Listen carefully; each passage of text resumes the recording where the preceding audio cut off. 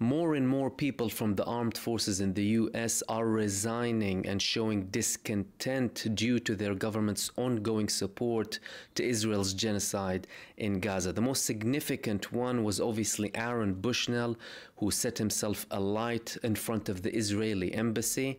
And we've had more people criticizing Israel's genocide in Gaza and the US complicity when it comes to the genocide.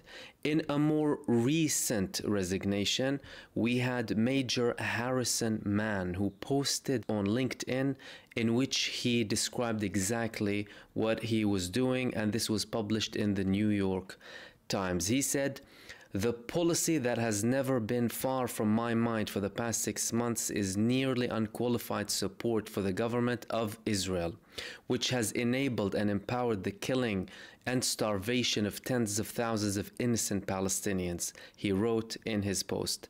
"This unconditional support also encourages reckless escalation that risks wider war." He continued in his post, "I told myself my individual contribution was minimal and that if I didn't do my job, someone else would. So why cause a stir for nothing? My work here, however administrative or marginal it appeared, has unquestionably contributed to that support.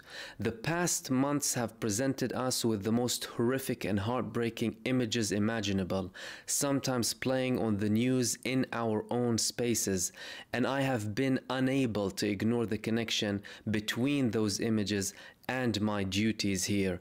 This caused me incredible shame and guilt. At some point, whatever the justification, you're either advancing a policy that enables the mass starvation of children or you're not."